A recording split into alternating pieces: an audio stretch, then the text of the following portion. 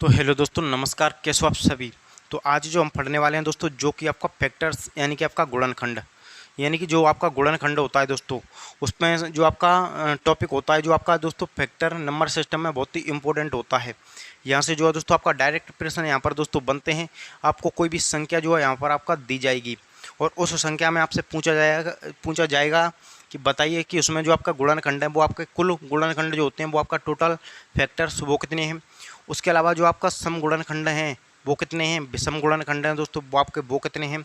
उसके अलावा जो आपका अभाज्य गुणनखंड भी आपसे यहाँ पर पूछे जा सकते हैं। तो सभी प्रकार से आपको यहाँ पर दोस्तों ध्यान रखना है। लेकिन आपका जो क्या होता है फैक्टर से यानी कि आपका गुणनखंड और इसी से मिलता जुलता एक शब्द होता है जिसको कि हम बोलते हैं आपका गुणज, जिसको इंग्लिश की बात करें तो आपका मल्टीपल। तो दोनों ही चीज़ आपको यहाँ पर दोस्तों क्लियर होनी चाहिए। सपोज कीजिए आपका कोई भी संख्या है कितनी, 12। तो 12 के जो आपका दोस्तों फैक्टर है यानी कि आपका क्या, फैक्टर्स, जिसको कि हम क्या कहते हैं, गुणनखंड। यानी आज जो हम पढ़ने वाले हैं वो इसी को पढ़ने वाले हैं, यानी कि आपका गुणनखंड। क्या होते हैं दोस्तों आपका गुणनखंड। और एक शब्द होता है दोस्तों इसी से मिलता जुलता, गुणज, यानी कि आपका इंग्लिश की बात करें तो मल्टीपल।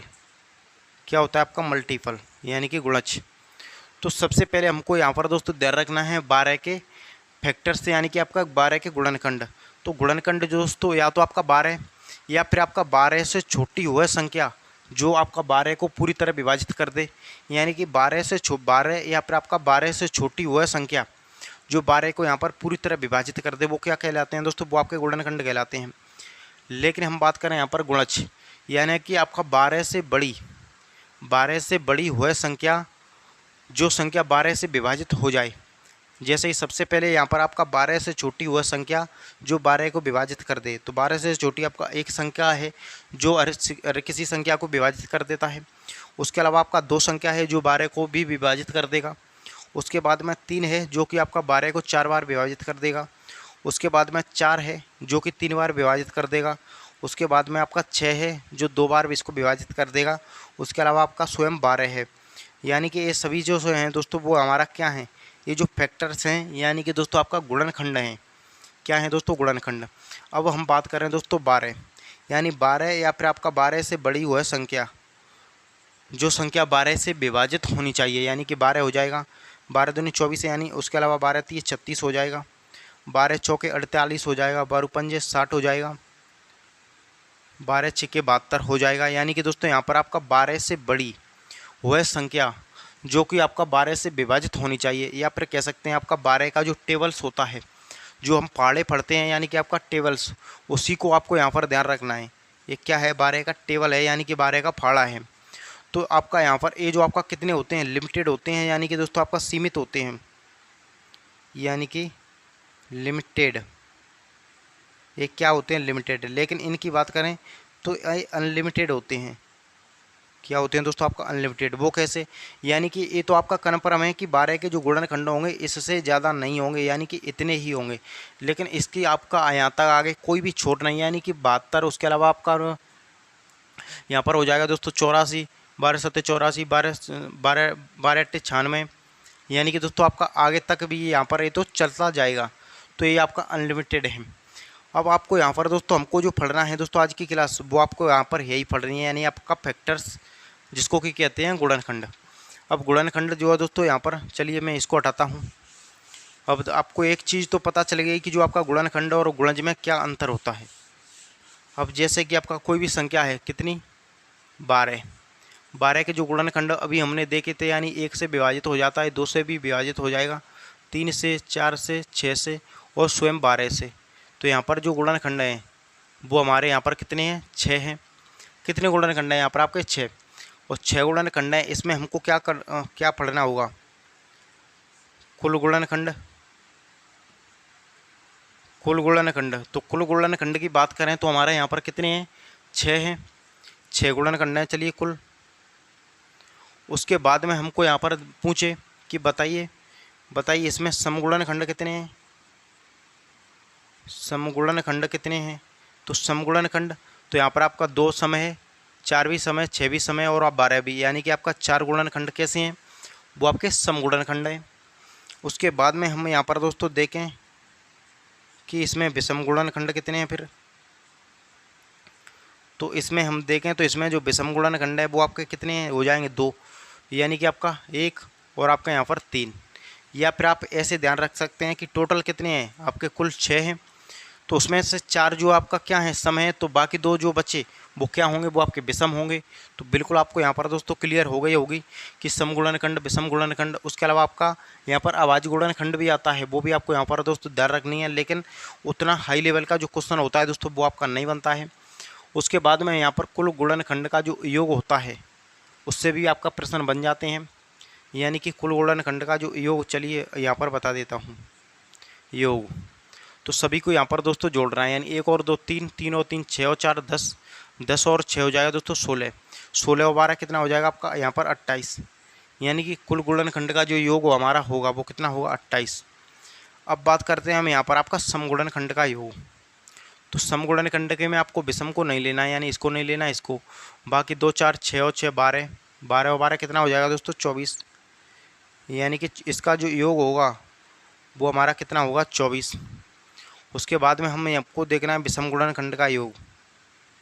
क्या देखना है, विषम गुणनखंड का योग। तो विषम गुणनखंड के लिए हमको यहाँ पर दोस्तों 1 और 3 कितना हो जाएगा 4। तो इस प्रकार से आपको दोस्तों ध्यान रखना है। लेकिन ये जो आपका जो CGL का लेवल का जो दोस्तों क्वेश्चन होते हैं वो यहाँ से बनते हैं। आपका जो UP पुलिस, उसके अलावा आपका यहाँ पर SSC GD, इतने तक जो है दोस्तों यहाँ पर यहीं से आपके यहाँ पर क्वेश्चन पूछ लिए जाते हैं। तो चलिए अब जो है दोस्तों हम कोई भी संख्या लेते हैं। तो इस प्रकार से यदि हम करेंगे तो उसमें जो आपका टाइम लगता है वो काफ़ी ज़्यादा लग जाएगा। हम डायरेक्ट जो पढ़ेंगे दोस्तों ट्रिक के माध्यम से, यानी कि डायरेक्ट आपको शॉर्टकट, यानी कि आपका जल्दी से जल्दी आप किस प्रकार से बता सकते हैं। जैसे कि मैं बात करूं दोस्तों कितना है 120, और 120 के मेरे को यहाँ पर दोस्तों कुल गुणनखंड बताने हैं, यानी कि कुल गुणनखंड। उसके बाद में आपका यहाँ पर सम गुणनखंड। उसके बाद में हमको देखने हैं यहाँ पर आपका विषम गुणनखंड, समगुणनखंड, विषम गुणनखंड, तीनों हमको यहाँ पर देखने हैं। तो सबसे पहले हमको इसके क्या करने होंगे, फैक्टर्स, यानी कि आपका इसको तोड़ना होगा।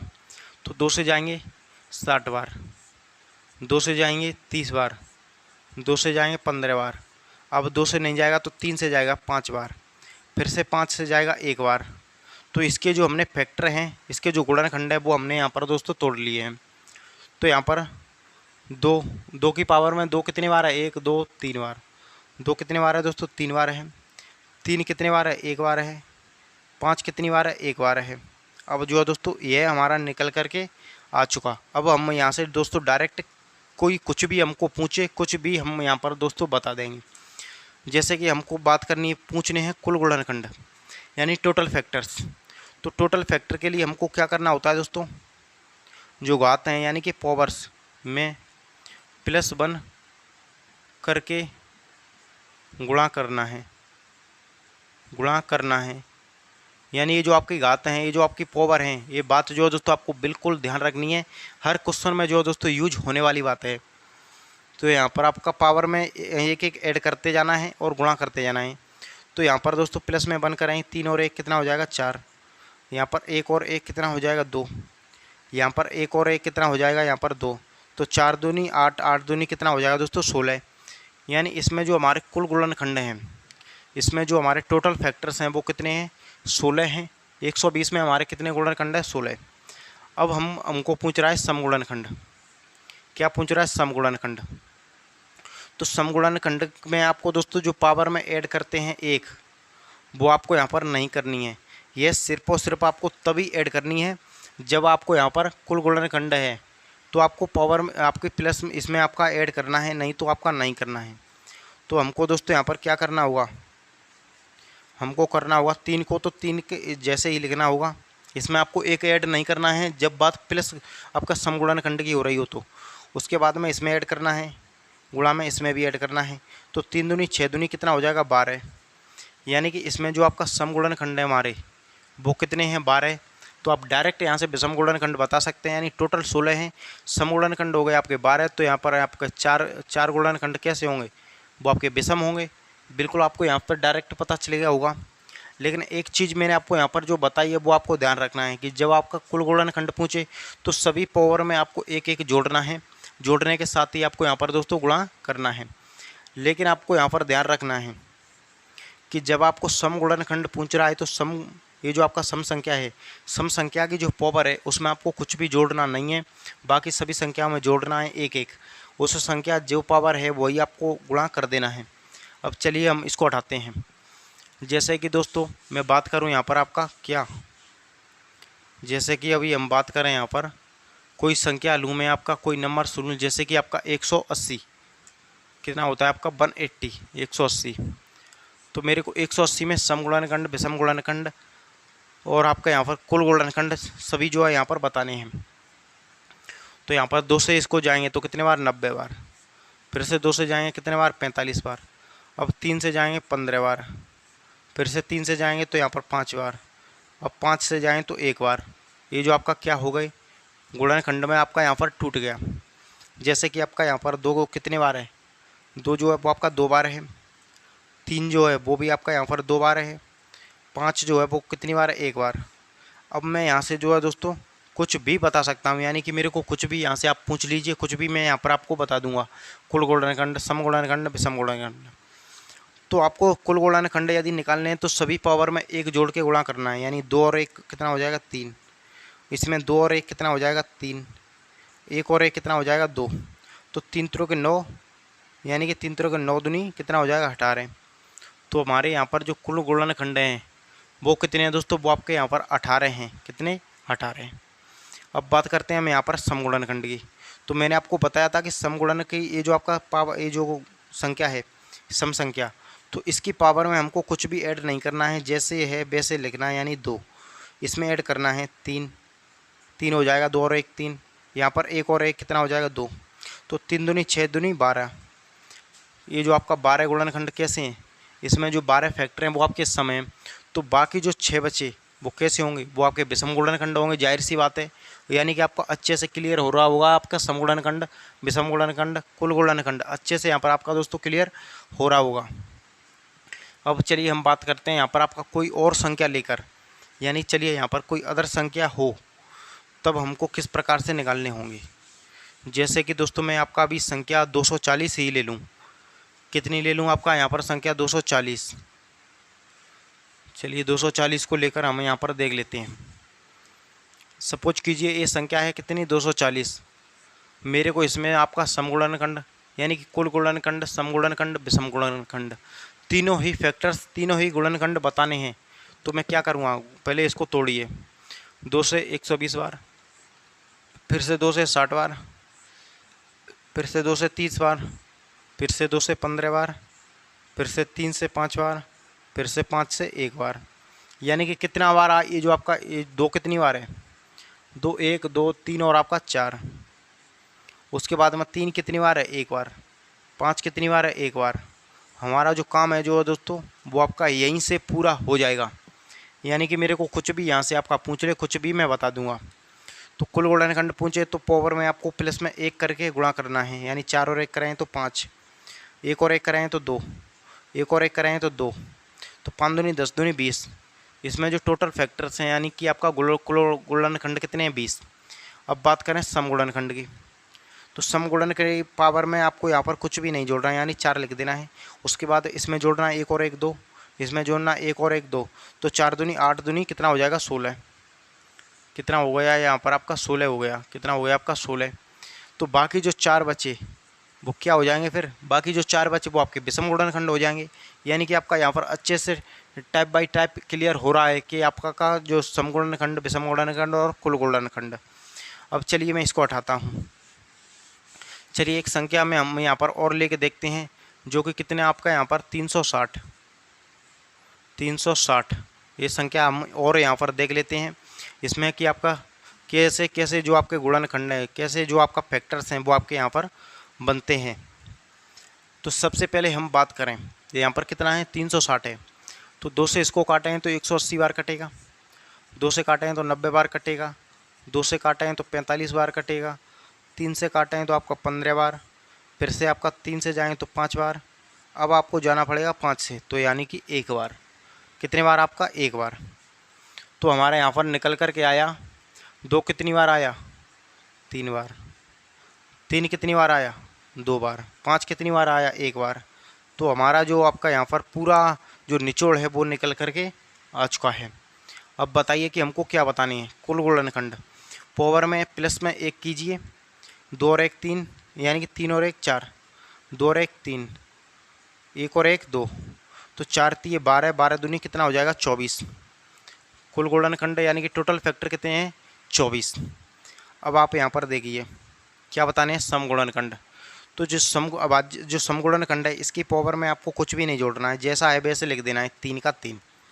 अब यहाँ पर 2 और 1 करें तो 3, 5 और यानी कि 1 और 1 करें तो 2, तो 3 त्रों के 9, 9 दूनी करें तो दोस्तों 18, कितना हो गया, 18। यानी कि हमारे कुल गुणनखंड कितने हैं, 24। और इसमें से आपके जो 18 गुणनखंड है वो कैसे हैं, वो आपके सम हैं। तो बाकी जो 6 बचे वो फिर क्या होंगे, वो आपके विषम गुणनखंड होंगे। तो बिल्कुल आपको यहाँ पर दोस्तों क्लियर हो रहा होगा, और अच्छे से यहाँ पर आपका टाइप बाय टाइप क्लियर हो रहा है। तो चलिए फिर हम यहाँ पर दोस्तों लास्ट एक संख्या और देकर उसके बाद में जो नेक्स्ट टाइप हमारा इसमें बनता है उसकी तरफ हम यहाँ पर चलने वाले हैं। तो चलिए हम यहाँ पर दोस्तों देखते हैं, जैसे कि कोई भी संख्या है 720, कितनी है आपकी, 720। तो 2 से जाएंगे दोस्तों, तो यहाँ पर आपका 2 3 6, यानी कि आपका 360 बार जाएगा। कितनी बार आपका यहाँ पर, 360 बार। फिर से 2 से जाएंगे 180 बार जाएगा। अब 2 से जाएंगे तो 90 बार जाएगा। अब 2 से जाएंगे तो यहाँ पर आपका 45 बार जाएगा। अब 2 से नहीं, 3 से जाना पड़ेगा, 15 बार। फिर से जो आपको यहाँ पर 3 से जाना पड़ेगा 5 बार, और लास्ट में जाना पड़ेगा आपको 5 से, यानी कि 1 बार। तो हमारे जो फैक्टर निकल के आया, यानी कि आपका 2 कितनी बार आया, 1 2 3 और आपका 4, 2 की पावर 4। 3 कितनी बार, 2 बार, 3 की पावर 2। 5 कितनी बार, 1 बार, तो 5 की पावर में 1। तो हमारा जो यहाँ पर पूरा जो आपका डिटेल है वो निकल करके आ चुकी है। तो अब हमको क्या करना है, 4 में 1 जोड़ना है, कुल गुणनखंड निकालने हैं। तो 4 में 1 यानी कि 5, 2 में 1 जोड़ेंगे तो 3, 1 में 1 जोड़ेंगे तो 2, तो 5 तिये 15 दूनी 30। हमारे जो कुल गुणनखंड इसमें आए हैं निकल करके वो कितने आए हैं, 30। अब हमको देखने हैं इसमें समगुणनखंड, क्या देखने हैं, समगुणनखंड। तो चलिए समगुणनखंड देख लेते हैं। जैसे कि हमारा इसमें आपको कुछ भी ऐड नहीं करना है, यानी कि 4 का 4 लिख देना है, बाकी सभी संख्याओं में जोड़ने हैं, यानी कि प्लस में 1। तो 4 तिये 12 दूनी 24। तो इसमें जो 24 गुणनखंड हैं वो हमारे कैसे हैं, सम हैं। तो बाकी जो 6 बचे वो क्या होंगे, वो आपके विषम गुणनखंड होंगे, यानी कि जाहिर सी बात है। तो आपको ए भी आपका यहाँ पर दोस्तों सम गुणनखंड, विषम गुणनखंड और आपके कुल गुणनखंड निकालना आपको अच्छे से यहाँ पर क्लियर आपने कर लिया होगा। अब चलिए हम बढ़ते हैं दोस्तों कि जो आपका प्रश्न है वो आपका एक अलग तरीके से हो। अलग तरीके से किस प्रकार से, जैसे कि दोस्तों हम बात करें, यहाँ पर बात क्या करें कि मैं दे दूं आपको 2 की पावर 3, 3 की पावर 2, 5 की पावर 1। मेरे को बताइए कि इसमें कुल गुणनखंड, समगुणनखंड, विषम गुणनखंड सभी जो है दोस्तों बताइए, सभी आपको यहाँ पर बताने हैं, यानी कि कुल, या इंग्लिश में कह सकते हैं आपका total, total factors, even factors, odd factors, ये जो आपका सभी बताइए।